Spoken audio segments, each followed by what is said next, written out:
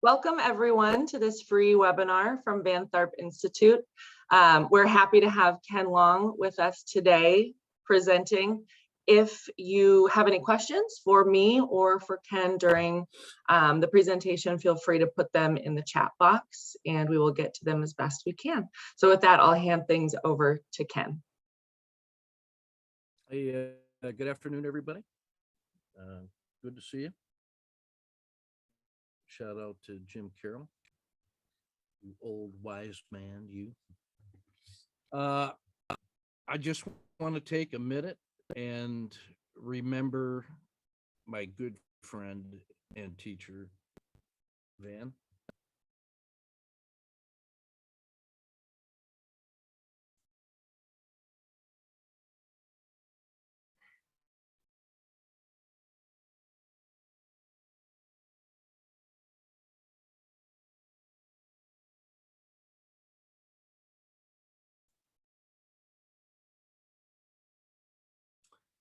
It's taken me a while to learn how to just sit in silence, but you can even learn to do that.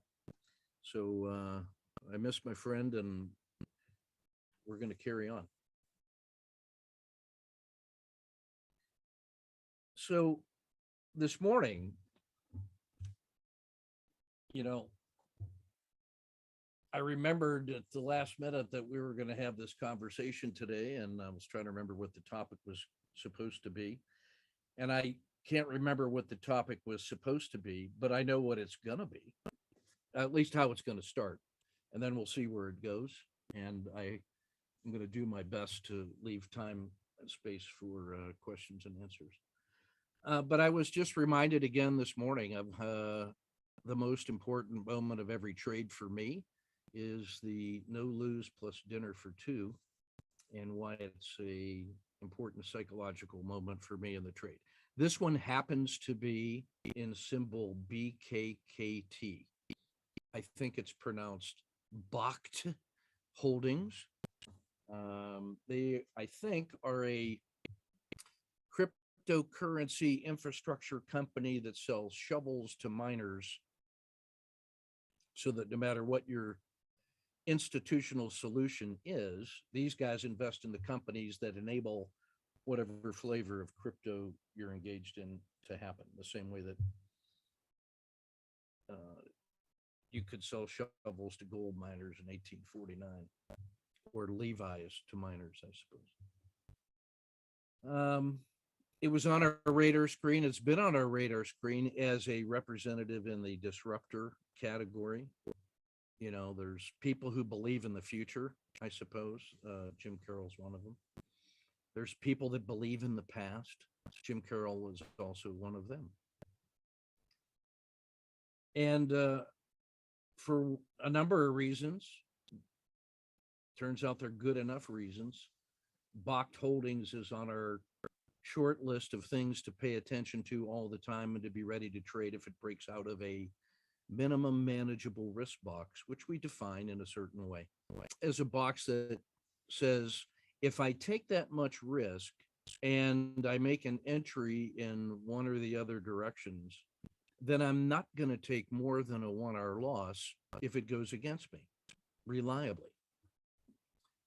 So if we can frame a trade with a minimum manageable risk box, and then over the course of 100 or 1,000 trades, not take more than a 1-hour loss, I feel that we can tentatively say that we have been able to estimate a manageable risk and then manage to it reliably, knowing that that's not a prediction of the future, but it is evidence of a sort, of the kind that can give you confidence when you're framing trades with professional norms as part of your trading practice. So Bakkt Holdings was on our list. It had finished the day last week in a critical state.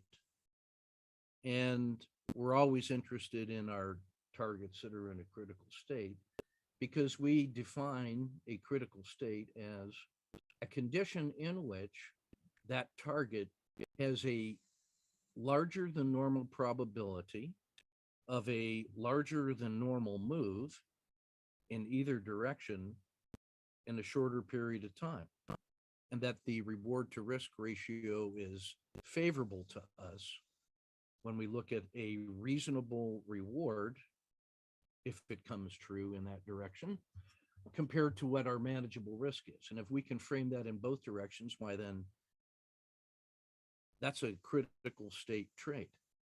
It turns out that you can frame a critical state trade in any time frame that you want to act in. Like a critical state on a 1 minute chart has those qualities. A critical state on a monthly chart has those qualities. And the perspective that you adopt, the stance that you take, the posture that you're in with respect to that trade, what you think it might do, what you're going to do if it does those things. Your strategy is the same. It just takes longer for the trade to unwind based on the cycle time of the time frame that you're working in. So like every minute, you get to revisit that idea every minute. If you're on weekly charts, you get to revisit that every week. And so the fractal quality of critical state trading using a professional norm of minimum manageable risk box turns out to be a way that you can approach the market in many different market conditions over many different time frames with a common set of professional norms. And you can approach it like a carpenter might approach making a chair. Each chair is its own thing, but you learn to make chairs in the way that you make chairs, in a way that is pleasing and satisfying and repeatable. So there we were in Bakkt. It exploded out the gate through the minimum manageable risk box and gave us an entry at that beautifully hand-drawn green circle with a black dot in the middle, a thing of beauty, if I say it that way. In that immediate rush to the north, we were holding 2 to 3R approximately within 3 minutes.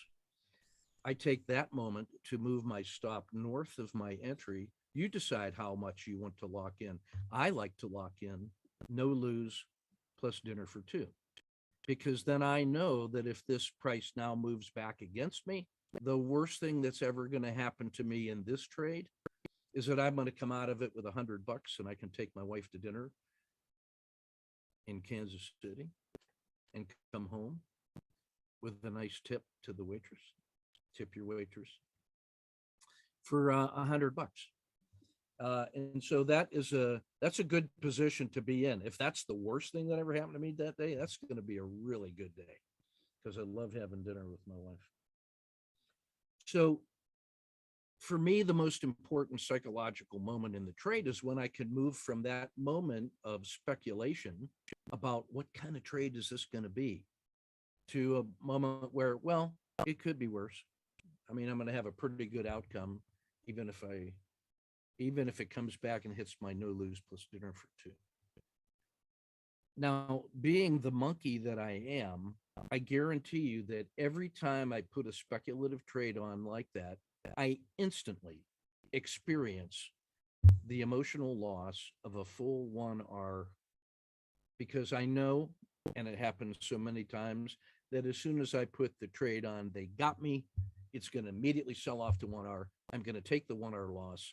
So without even being asked, I feel the emotional loss of a full 1R. And then the next thing I feel is a professional feeling that said, well, what did you expect? I expected to lose 1R in that trade, so I'm not surprised by it. So I feel that feelings, and then I can immediately move on to the next task, having felt the feeling. I don't try to control it. I don't try to manage it. I just release it. And I experience a moment of gratitude to my inner chimpanzee, who helped me with the speculative energy that it takes to put the trade on in the first place. A remarkable act of bravery, considering how many trades I've lost money on.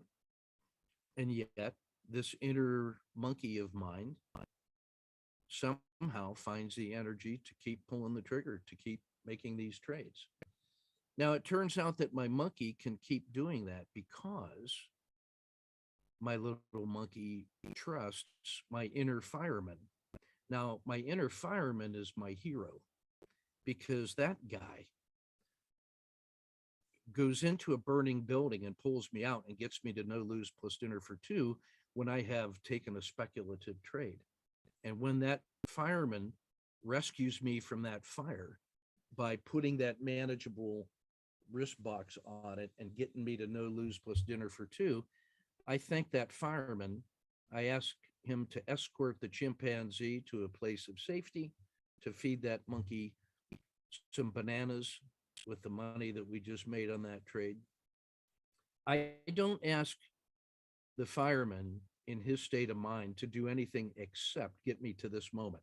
Once I'm in this moment where I'm at no lose plus dinner for two, I hand it off to my manager. Now, my manager is like the guy in the night shift at McDonald's who's just running that and making hamburgers of a certain quality and just runs the show for me and follows the exit strategy until it gets to be interesting. It gets to be interesting after two are in hand because now it's an exceptionally good trade. And I'm going to bring my sniper part into the picture to ensure that I capture more of an exceptionally good trade and not just treat that like any old other trade. But my sniper, I only bring out when I'm in an exceptionally good trade because that's a little more effort, takes a little more attention to detail because you want to be sure. So when it's appropriate, I bring the sniper out. And then I have a sniper exit and a manager exit. Which one should I follow? Well, I spent 10 years trying to figure that out. And then I realized, oh, just take half with the sniper and half with the manager. I get the average exit. They're both satisfied. I have accommodated my aggressive nature to get more from a good trade. And I have accommodated my conservative nature to give it enough room to fully unfold. And now I don't have to spend any effort deciding which one of those. I just split the difference. I already know how to re-enter. So if the sniper takes the exit and then it doesn't fail all the way to my manager exit and it just resumes, I know how to get back in. That's easy. A chimpanzee, my chimpanzee does that. And my fireman protects me on the re-entry. So there is a little virtuous circle now between the monkey who gets me into the trade that I want without worrying about it, the fireman who protects me from disaster, the manager who routinely handles routine things, the sniper who helps me preserve more of a good. The only thing that I need now is my planner and my general contractor who's going to find me things that I want to trade, and it can frame it up in a way that I have favorable reward to risk, so that when I present the monkey with an opportunity, my little inner monkey will only be pulling the trigger on things that I want her to. My inner chimpanzee is not this 600-pound gorilla that is enraged and tearing me apart and overturning the plan. My little inner chimpanzee is the face of Celia the chimpanzee. Now, Celia the chimpanzee is the chimpanzee that I sponsor in Sierra Leone at the Takugama Chimpanzee Sanctuary. And she is the sweetest little thing you ever saw. And I want the world to be safe for Celia to just grow and thrive in. And that means all this other work that I do is geared towards making the world a better place. And so Celia does her job, the fireman does her job, my chief of staff keeps all this stuff organized.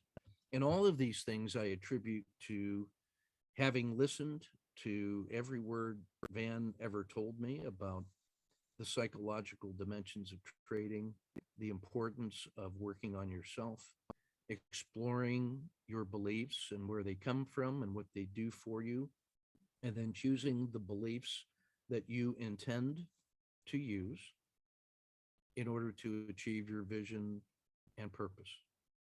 And how to do that being fully accountable for your results, and to do that reliably in support of others. And so, for the gift of that, I am more than eternally grateful. It would take more than the life of one universe for me to express my thanks to him. And the only way that I know how to do that is by continuing to do that work and sharing it with others and learning as much as I can and teaching as much as I can, because I believe there's a reciprocal nature, a reciprocal learning relationship between teachers and students. Just trying to get to the truth, uh, to just get a glimpse of it and to share it for each other's benefit. That teachers must have students in order to continue their own learning, and students benefit from teachers in their learning, and that between them and in that relationship, there's something powerful that happens. And that seems to be the case. So I want healthy relationships between those I teach and those I study with. And I know what that feels like. And so I try to do that in the world. So I share this idea with you here that for me, the most important moment is the no lose plus dinner for two, because I know what it represents for me. It's sort of an affirmation of all the inner parts inside me that have come into alignment. And then the universe granted me the experience of the sense of relief that I always feel when I know I'm not going to lose any money on that trade. And if I just do what I'm supposed to do, like a professional, just keep making my little bricks as best I can, like a craftsman, reliably, robustly, routinely, with gratitude and thanks, that I'll be okay. So that's what it looked like this morning. And then after about 10 minutes into the trade, or 15 minutes into the trade, we had the second leg up. It started to roll over. I got a 1, 2, 3 exit. I took the exit at the red dot just like I'm supposed to, got paid. That was about 3R. Feels pretty good. I've already made my goal for the day, which is 2R. So now I'm really free to just keep doing whatever I do. If I have the time, will, pattern, and money, then I can trade. Do I have enough time left in the day to make the trade? Do I have the emotional state of mind that is required for me to trade?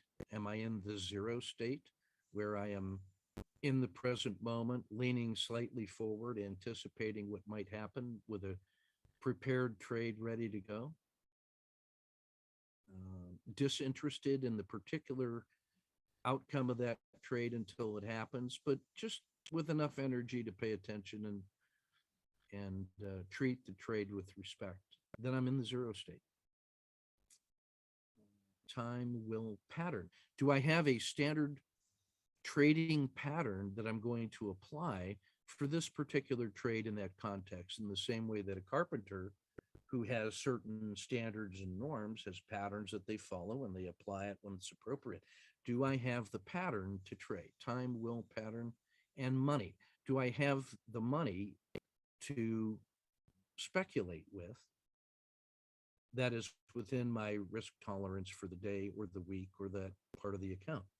If I have time, will, pattern, and money, then I may take the trade, and I take the trade when the chimpanzee triggers and my fireman protects and my manager manages and the sniper is called upon when it's time, and I lather, rinse, repeat, and I stay in that mindful state as long as I may. And that's the part of that little trading process that fades first. It's the only one that I don't know the objective answer to ahead of time. Like, I know what time it is. I look at a watch and I know if there's enough time left in the day to make that trade, or that week, or before the Fed makes an announcement, or before earnings. So I know objectively if there's enough time to make that trade.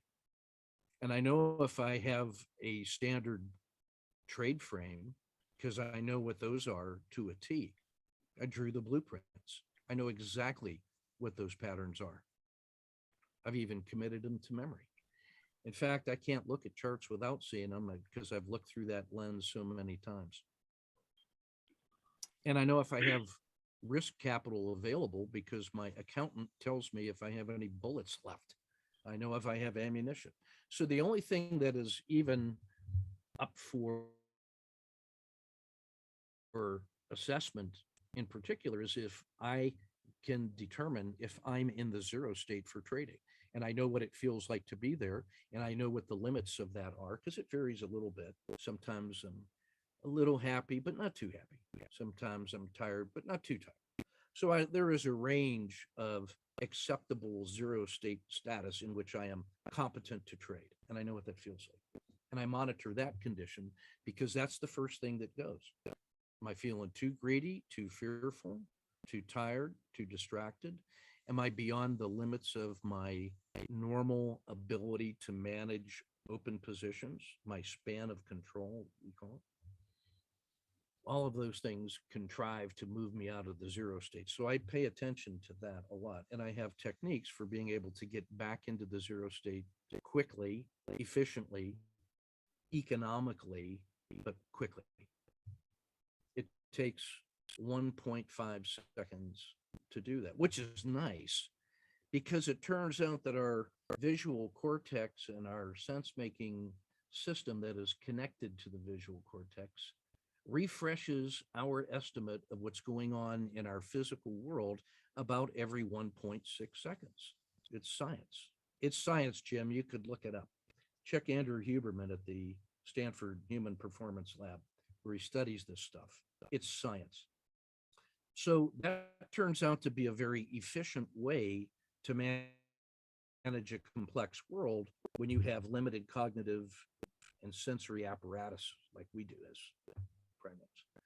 So about every second and a half, you update your surroundings, and it turns out that on that cycle, I can get back into the zero state at the sound of a tone or the beating of a drum or the feeling of rubbing the scar in my hand, which centers me instantly, and it brings me back into exactly what it is that I need to do. And I rehearse that as much as I rehearse how to enter or exit a trade, because it turns out that one has a really important contribution to make to my performance in the way that I trade. So the no lose plus dinner for two is an important moment in that psychological state of the trade. I know how it feels. I look for it in every single trade, and I know what it means. It's a small step. It's a minimum manageable risk box, but it's one step up the ladder. And so that matters. So that's what BKKT felt like this morning in the first 15 minutes. This is what BKKT felt like the rest of the morning. That first box was that tiny little move that it made, and then it sold off, and then I tried to short it with the collapsing dragon pattern, which is my favorite pattern, and then that scratched. Micro loss, if I'm being honest. See Jim there, so I have to be more honest than usual. I didn't chase because the trend was down, and I was waiting for the next collapsing dragon, which was the third black box, which paid off.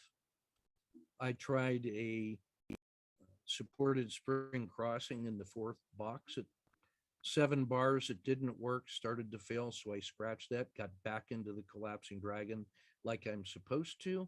I was too late exiting, and I didn't even get no lose plus dinner for two. Shame on me. Okay, I forgive you. Try better. And then 7 bars later, I entered the Kata 2 to the downside, the supported winter crossing, and that one paid off like I had hoped that all the other ones would, but didn't. So I forgive the universe for not doing what I insist. And that one paid off really well. I finished that one and got out of the series because I remembered that I had to come and give this, and I didn't have any slides because I wait for the last minute on everything. If it wasn't for the last minute, I wouldn't get anything. So that's what the rest of the day in Bakkt looks like. Sort of a typical day of give and take with the market that does what it's going to do, which I can't control or predict, but I can be prepared for, and I know what I'm going to do. And so I try to do that as best I can. Moves like that are why I like trading bucked. My swing trade entry on this, the average entry is $4. It's up here around 6.5. So no matter what else, I'm enjoying the ride in bucked. With my core position, which was paid for by money that I had earned on the intraday trades like this. And so the swing trade position is 100% funded with profits from the intraday trade. So if that goes to zero, it's market's money anyway, and there's a certain degree of the phrase savoir-faire came into my head, but that's not the right word. A certain degree of disinterest, and let's just see what happens, is in the swing position with bopped. So every one of those little black boxes is a specific pattern that I trade. This one I was trading with the minimum viable visual system. Like, I have an elaborate system. Don't get me started on how to put Bollinger Bands and moving averages and volatility envelopes and moving regression lines to find the underlying trend amidst the noise. And I like those because it gives me some statistical confidence in the nature of the patterns. But to keep it fresh, a lot of times I just trade this naked with price boxes. What I will do later is take those entries and exits, transpose it back onto the standard framework to see where those entries and exits are being taken as part of that sense-making scheme. And sometimes when I use the sense-making scheme that is elaborate to make my entries, I will put it back on the naked price. And then going back and forth between these two choices of how to view the world, I gain deeper insights into the nature of price action and my own decision-making response with respect to the price action that's there.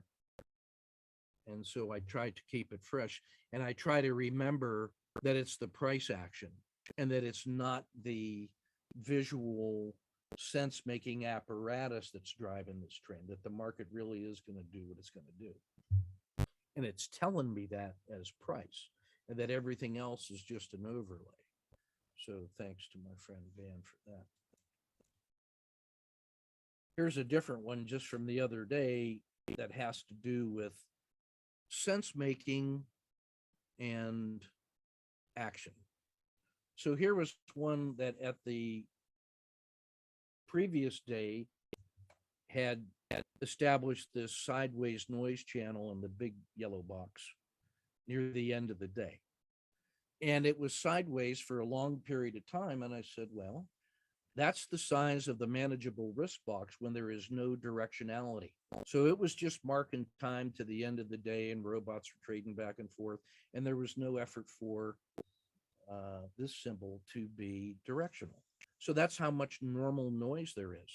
So I marked that off as a, excuse me, a normal noise box. The next day, I noticed the blue circle that this increase in volume was accompanied by the fact that it had supported at the previous low and it was starting to move up. That was interesting.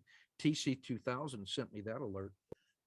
I noticed that volume continued to increase and price was improving to the point where I could frame a trade with the red and the green lines and said if it took out the previous day's reasonable normal price level, I would just enter with the smaller yellow box as my minimum manageable risk box. It did. It began to move out on increasing volume over the next 3 bars. And so I just kept making bricks and locking in my stop until after about 3R, I could activate the sniper and say, now be ready to take the shot to preserve this exceptional gain. After 3 bars in my favor and volume beginning to diminish, and now price not able to hold above the previous bar's high and goes below the previous bar's close at the red line, my sniper takes the shot. I lock in 5R. The rest of the day became what the rest of the day was. So as I reflect upon this, I look back and say, at the moment of taking the shot, thank you, little chimpanzee. Thank you, fireman, for saving my life once again. Thank you to my planner for quickly framing a trade with standard planning norms. And I asked myself, did I need to know why it was moving? No, it turns out I do not need to know why it was moving. That's extra information that doesn't help me with any of the other essential tasks of trading. So I just offer that to the universe to say, somewhere out there, somebody knows why it was moving. And I hope that they are happy with that knowledge and can do something useful with it. I just want to trade. That was a good one. That one turned out to be a 20-cent risk in that yellow box. And on a standard risk of 400 per trade, that paid for the TC 2000 bundle that found the trade for me in the first place. So all future signals for TC 2000 is free to me. It's because it's already paid for itself. Well done.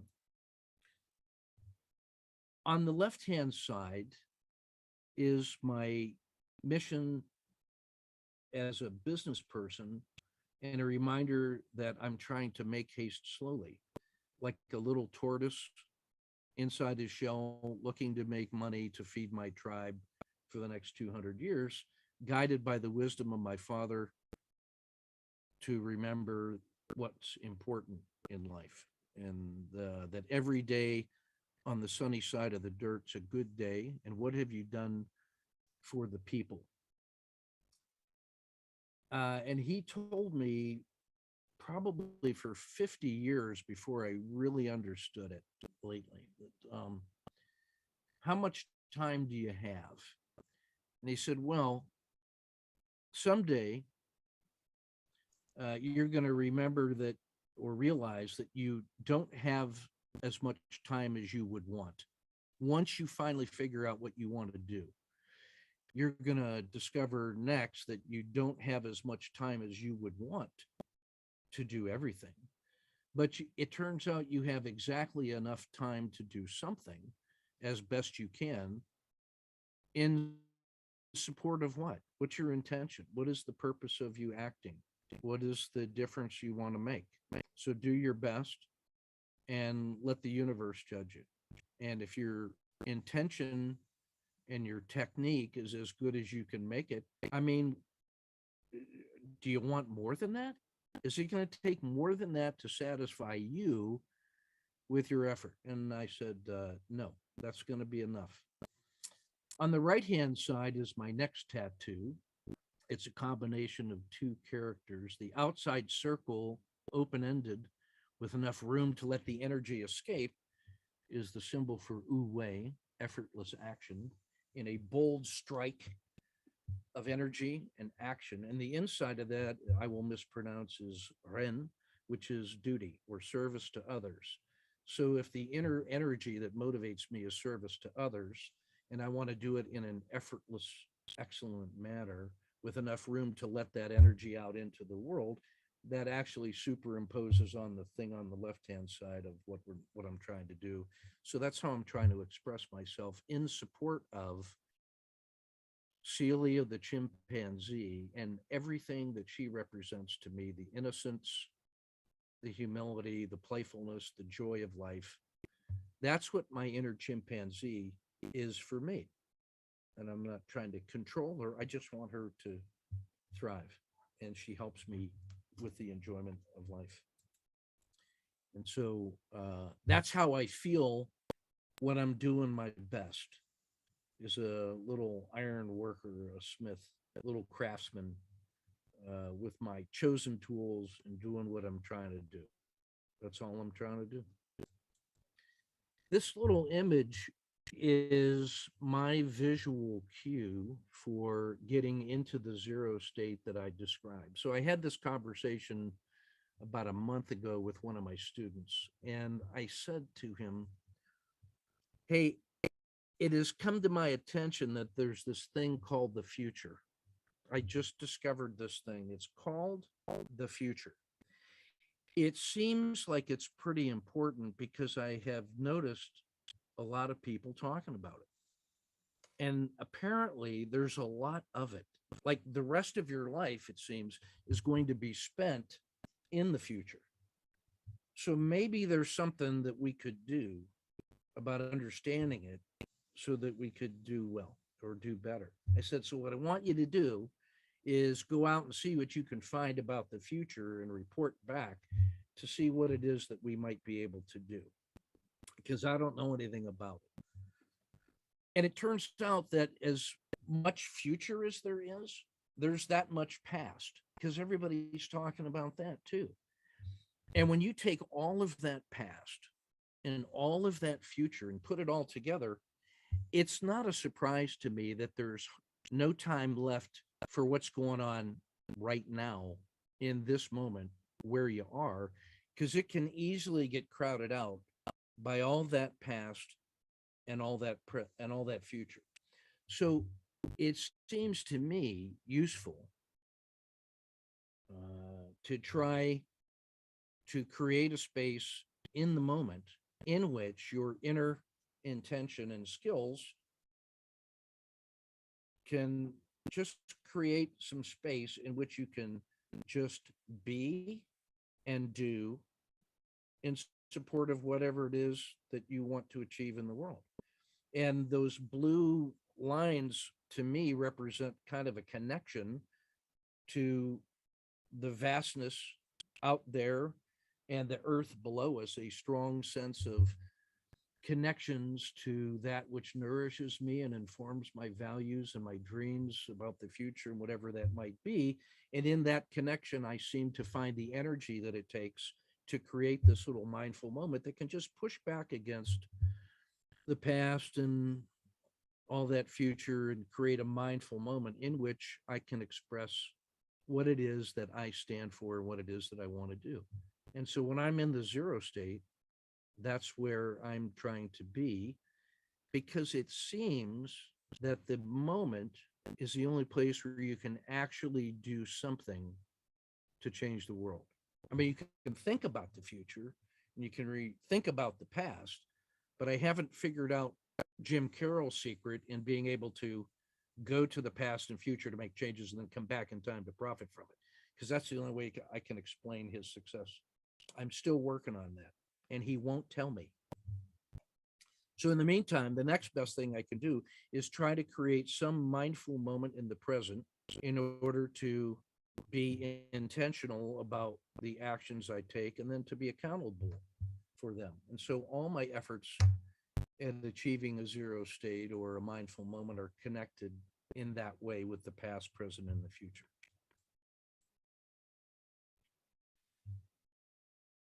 So as I've studied the art and science of making transformational changes with people and organizations in true story circles where true stories are told, these are the things that I've learned over the last 3 years. First of all, that the secret sauce of true storytelling is not secret. It's only rare. And I would say that the secret rare sauce, it's an acquired taste, the telling of truths and the listening to others' truth without judging them or offering advice or processing it, but just to be able to sit in silence in a safe, trusted, truthful space to listen to the gift of truth from other people without judgment.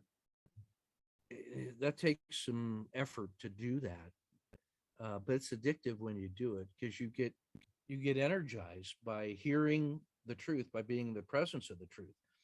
And when you go into a sacred true storytelling circle with a true story that you want to offer, it turns out that you create the best story that you can tell about what you know and what you've done and seen, and you're ready to offer that to others. You end up emptying your bowl embodying it in that true story that you're prepared to offer, the act of emptying that bowl now allows the truth of other people to come in and fill your empty space.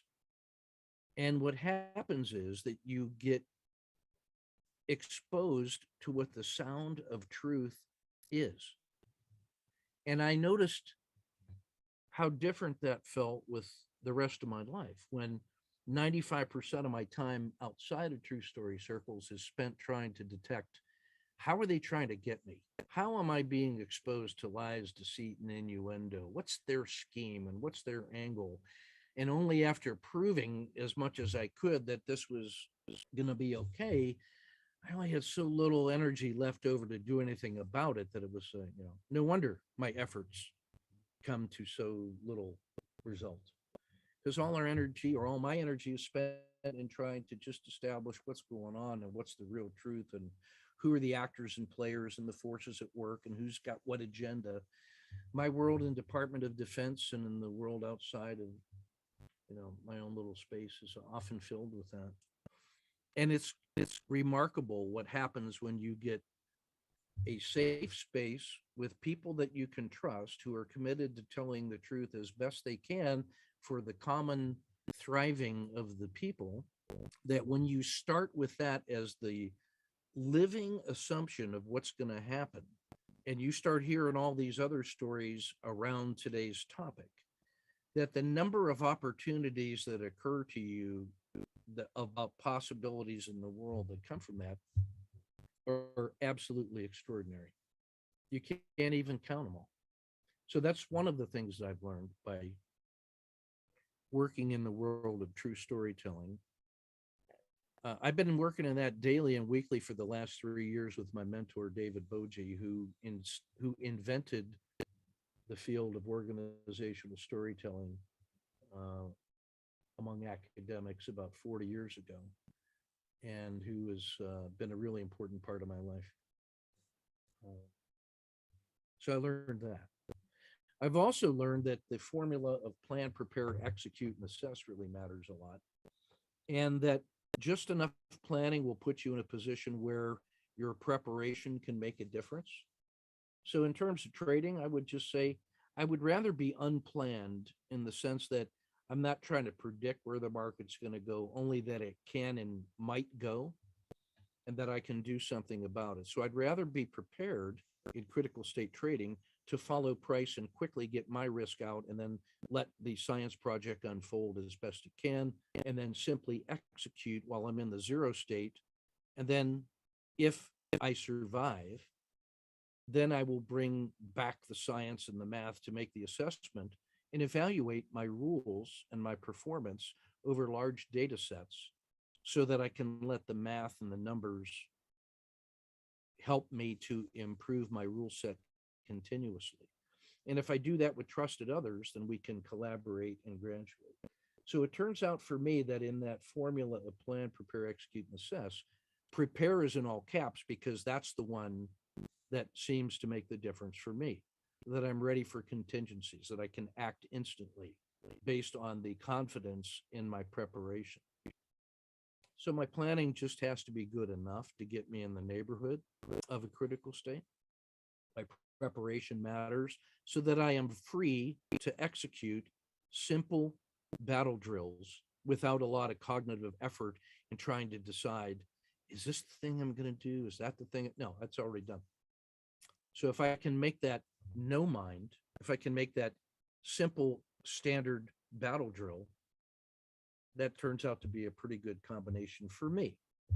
And then I know how to assess my performance using statistics. So that turns out to be the state of mind that I want to be in throughout my entire trading process from start to finish.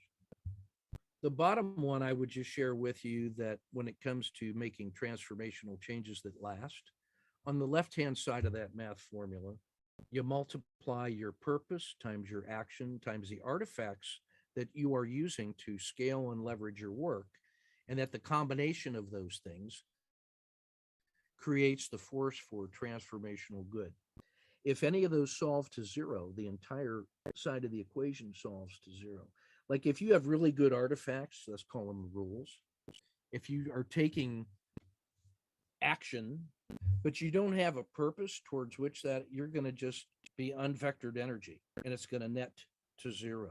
You're not going to make change that lasts because you're not engaged in purposeful activity. But if you've got a real clear purpose and you have all the tools, but you don't act with them, that whole thing solves to zero. So whichever one of those is the least developed, that will tell you how much force and power for good on the left-hand side.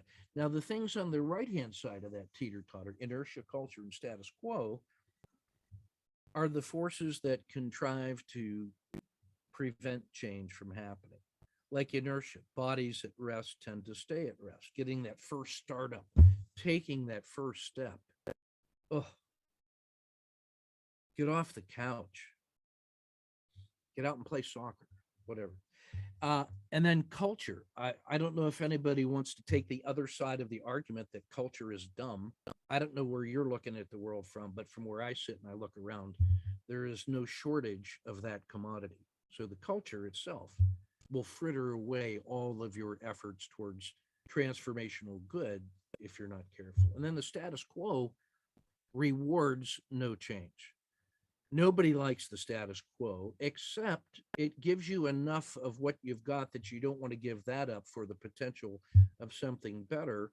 And it satisfies enough people with that minimum that that's why it is what it is. You know, be happy for what you got. You can't have a dinner, but you can have a sandwich. So then you don't want to give up a sandwich because you know what it's like to be hungry.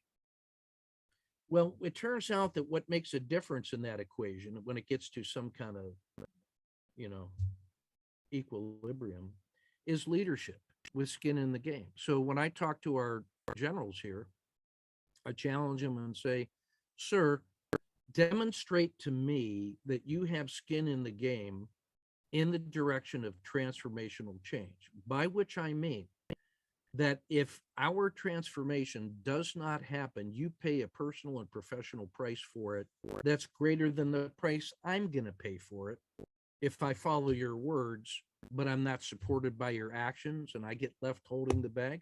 Just show me some leadership that you have skin in the game, that you're genuinely committed. And I know the difference between talking the talk and walking the talk. Where is your skin in the game? But if you have skin in the game, sir, we're all in and we'll make the difference. Because here's what leadership with skin in the game will actually do for you. This math problem that I've set up as a tug of war, you actually enlist inertia on your side so that bodies in motion also tend to stay in motion. So if you have a habit of action that's positive and affirmative and reinforcing, you tend to maintain that habit of action, and that you've brought inertia over onto our side. And if you can establish and support and improve a culture that rewards the things we value, then you can actually enlist the power of culture on our side. And if you have a status quo that rewards incremental improvement, underwrites honest effort, protects people that are taking risks in behalf of the tribe, and do that in a sensible, manageable, sustainable way, then the amount of transformation that you can develop in the world is unlimited.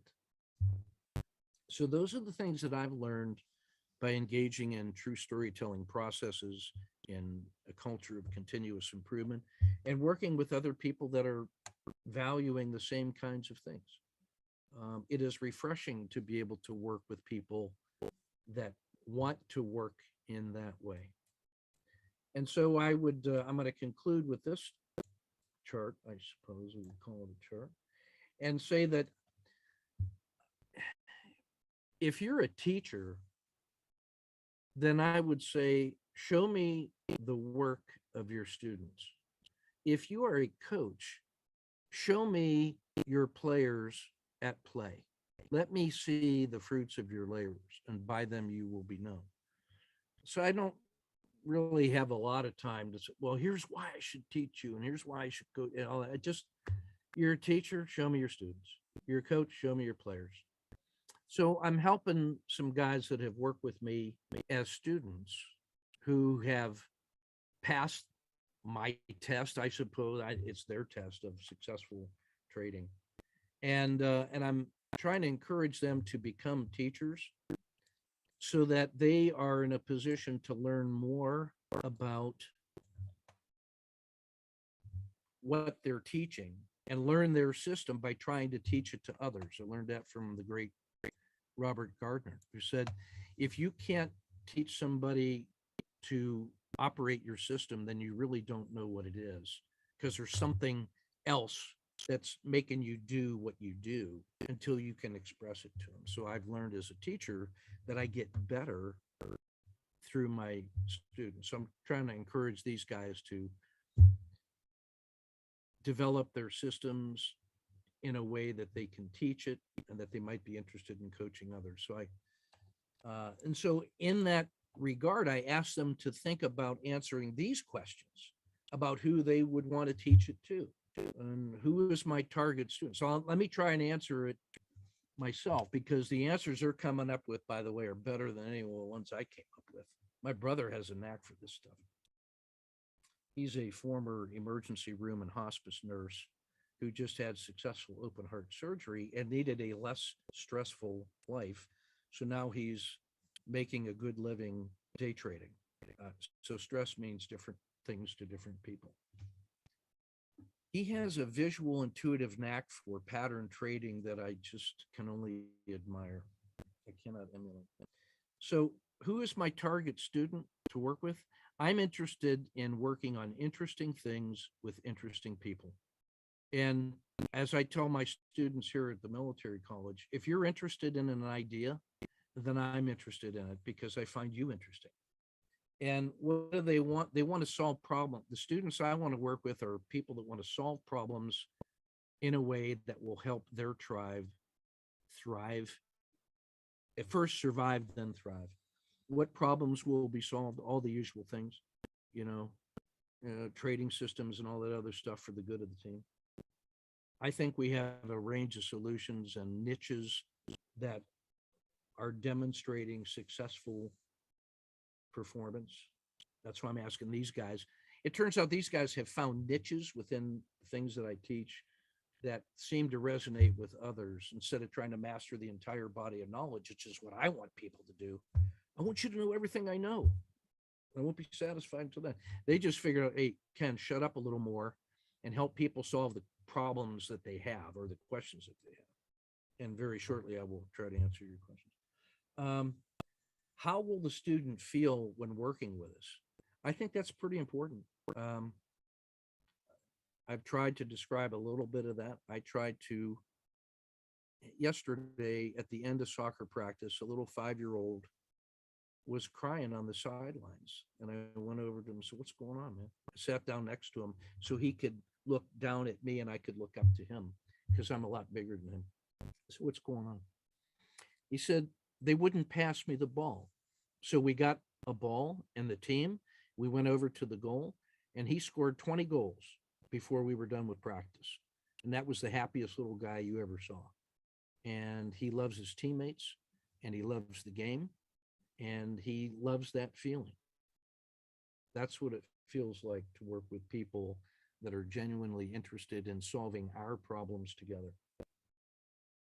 How will you feel when your problems are solved? I can't answer that. For me, it's just I got another problem. So I'm always in a state of despair. Who are we and why do we want to work with you? Because that's how I get better and I like helping others. It makes me feel good. And why do you want to work with us? That's, I don't know, but the opportunity's there. I'm looking at I just realized chat was open. Yeah, Huberman. If you do nothing else, Jim, listen to Huberman's podcast on the science of goal setting.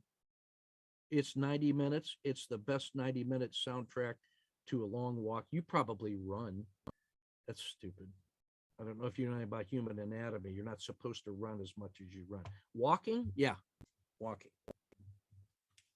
So listen to the Huberman podcast on the science of goal setting, and then I will quiz you later on the 4 things that he says you should do to leverage the power of science to improve your ability to set and achieve goals.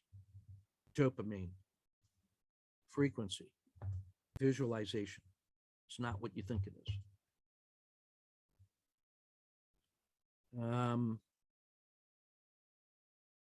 What do I use to return to the zero state in times that I may deviate from it? Well, this is one of them.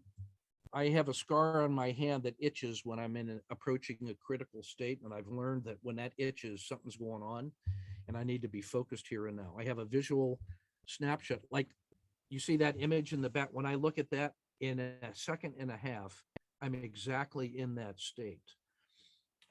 If you send me an email link, I will send you the video narration that starts from nothing and irritation into achieving that state of mind through I don't know, it's 4 or 5 minutes. That has a script and a sequence and a process that gets you to exactly that, gets me exactly to that state. I have a soundtrack of me narrating that over 4 or 5 minutes. I have my drum sensei, Bill Scheit, turn that into an audio where he's playing this beautiful African rhythm to that. And I've listened to that so many times that as soon as I see that picture or I hear Bill play the note that announces the start of that rhythm, which takes less than a second, I am just like your favorite song will instantly put you into the mind state that you're going to experience in the rest of that song. As soon as you hear the opening notes, you're already there because you're already feeling how good it's going to be. And you know it's going to be like that all the way through. So the image on my screen, the picture of this little coin, the Stoics, memento mori, remember thou art mortal, and how much time you have left. The picture of the soccer team on the commemorative coin that you can't see because of the way this thing works, who I'm trading for, that little image of the monkey, all of those visual, audio, sensory feelings are there. And within less than a second, because of rehearsal and visualization, like I can go through the whole visual sequence of 20 slides that gets me to that. I've gone through that 1,000 times. I can play that on fast forward like a burst. So the sense of smell, the smell of peppermint and green tea puts me in that state. So when I'm trading, I drink green tea and I have a little emulsifier or whatever that puts peppermint. So that turns out to be a really powerful sensation because your sense of smell is the most powerful of the senses because it's inside your head. You don't have to open your eyes to look with your nose. Your nose is breathing. Every breath you take is in it. So those are the things that get me in there reliably, and then just monitoring my feelings. Like every time I feel joy or greed, I know it's time to activate the sniper because there's a million other guys that are getting ready to do something, and the state of nature is going to change. So getting into and out of the zero state, in my view, and that's one of the things Van helped me a lot with in the peak performance course, by the way, was learning how to manage that state of mind and to be there so often that I know what it feels like. And I want to get in there because I feel so good when I'm in there and when I come out of it. So all of those things are associated with a personal methods of getting into your zero state, whatever that might be, connecting it to powerful imagery that matters, and then keying it up and connecting it to all of the different sensory stimuli that will trigger the response of getting into that state. But I hunger for that state because it feels so good when I'm in it. So that's what I would say, ways in which I can get into that zero state. What do I mean by an artifact? So what I mean by an artifact is an intention to create a thing that encapsulates whatever it is you thought about, did, or trying to, that embodies all of that feeling and meaning and emotion into that icon that endures. So when I'm looking for my, on the back shelf here, here's a little mini djembe drum that was a gift to me from one of my African foreign exchange students in this military college. It's the kind of drum that Bill Scheit has been teaching me to monkey around with for 15 years. And when this is in my hand, this artifact connects me to every drumming session I've ever done with Bill Scheit. The sound of it instantly triggers. This is the sound that Bill uses to trigger every drumming session. It's what African drummers do to announce the beginning and the end of the song. Takes a second to play it, 10 beats, and that is the trigger for the auditory. So a checklist, a sketch, a flashcard, a totem animal, a song, a spoken word, a mantra, a visualization of your ideal future state that you have internalized in such a way that you can activate it during all meditation. Every one of those things is an artifact that you have created that is an embodiment and a reminder and a trigger of what you want that message to be. Some people write affirmations with keywords and phrases. Some draw pictures, some make. So an artifact is something that you can use to leverage. I consider an artifact to be a checklist that you use to ensure that all of the steps in stalking have been achieved with a green dot when it accomplishes it. So that artifact keeps you disciplined and sequenced so that when it's completed, you're ready to go. That's what I mean by an artifact. It's also something that you can teach to others and let them see, use, and apply. So an artifact is a act of creation that is embodied with meaning and value to you that can be used to act as a tool to create leverage to do work.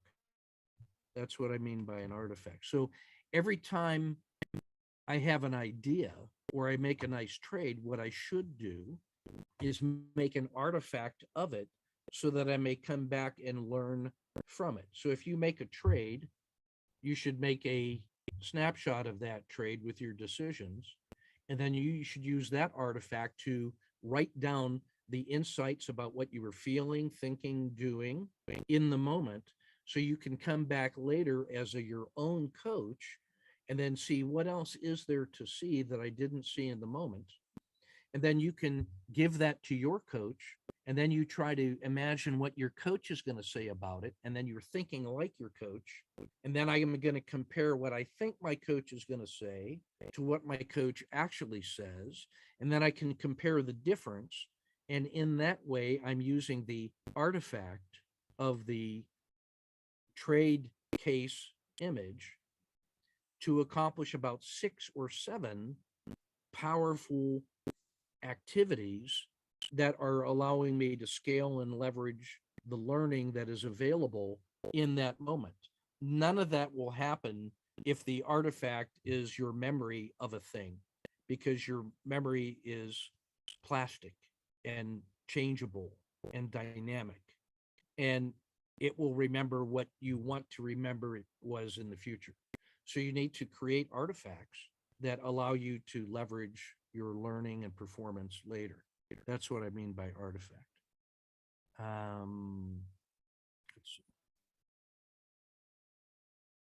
Oh, yeah, thanks. You know, she is so good at all this stuff. Everything I propose to do, she just finds a better way to do it. I have us at 2:00, so we're about an hour and 10 minutes into this.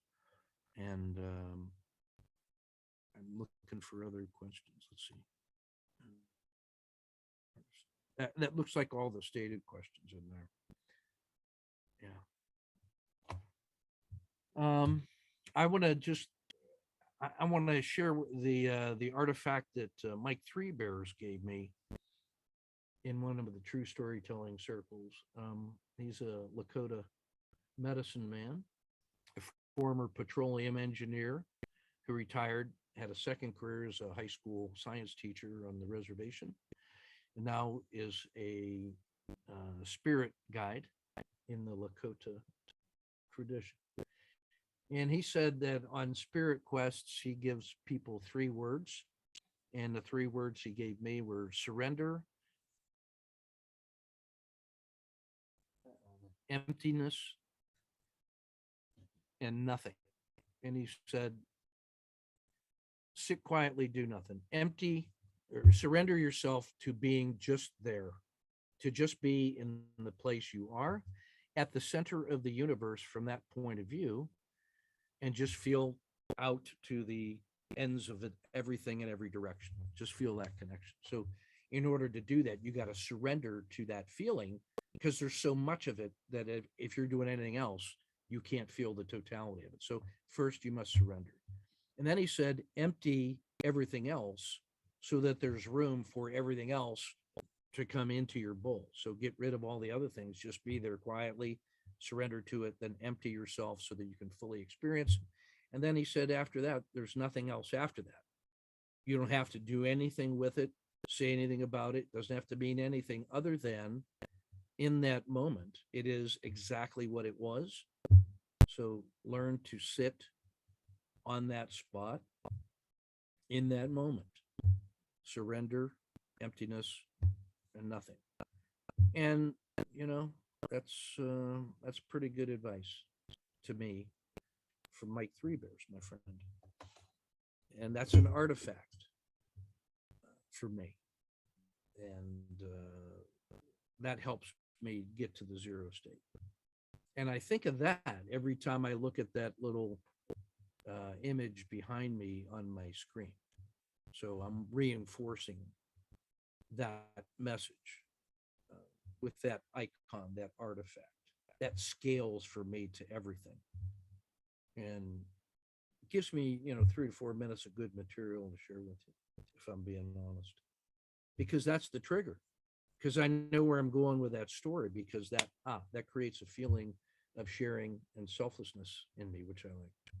So that's what I mean by an icon, an artifact, scale, and leverage. What are the things that you are creating that endure, that other people can use? What is your act of creation for yourself, for the satisfaction of just creating it with your hands and your heart? What is the intention behind the act of creation that you do? How are you creating your life? What is it that you're standing for in this world? So those are the things I wanted to say today. And I just want to remember my good friend and all the things that he taught me. And I sure do miss him. And I'm going to carry on as best I can. So thank you very much for letting me share this time and space with you. And again, I want to work on interesting things with interesting people so that the people may thrive. And Mike Three Bears taught me to say, when I'm done talking, to say the words aho. In his tradition, that means so be it, or as it should be, and similar to amen, I suppose. So thanks very much, guys. Aho. I'll stick around for other questions if you have them.